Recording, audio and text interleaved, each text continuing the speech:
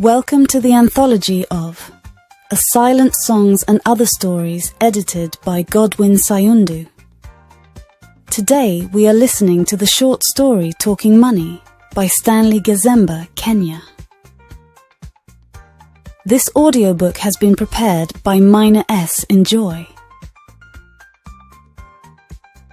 Mukidani stood in his doorway and watched his elder brothers as they walked towards the compound gate.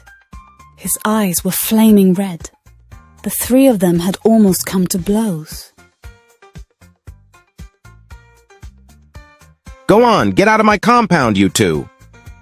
You. I don't need your help here. I don't need anyone's help at all. This is my household, and I will run it as I deem fit, understood? Ngosewe, the elder of the two, stopped and turned, leaning on his walking stick, the patched old greatcoat he wore hanging about his tall, thin frame like a scarecrow's weather-scoured sacking. You say you don't need us? Today your head has swollen like that of a child heavy toad in the plowed field, hasn't it, Ndugu? Well, you will need us someday. Yes, you will eat dirt, I tell you, and you will send for us. Turning, he went on slowly out of the gate. Jingasana. This here is my land, and I am going to do damn well what I please with it. So great was Mukidani's fury, it could only be assuaged after he had picked up a water pot left lying outside and dashed it against the wall. And as he lumbered back into the house, his neighbours who had gathered on the path outside the compound shook their heads and one by one retreated to their own compounds. In that terrible rage, no one dared approach him. Later that night, after the children had gone to bed, his wife Ronica came up to where he was warming himself in the main room and sat down on her little stool, drying her hands nervously on the edge of her worn lesso.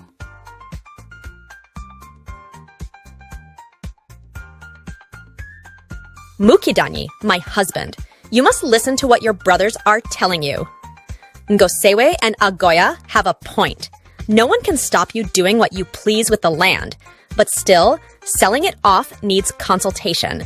Maybe you should think of leasing it for a period of time instead. Mukidani, I am speaking to you. Do you even know those people you want to sell the land to? Eh? You know that hardly anyone in this village does business with the Gallos. Their money is not good. We don't know where they get it from. You should not turn a deaf ear to what everyone tells you, Mukidani.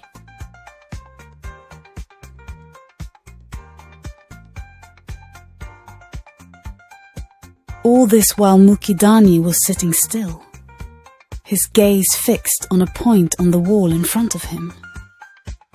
All of a sudden he sprang to his feet, his hand reaching up into the smoky Jamvi ceiling where he kept his hippo hide whip.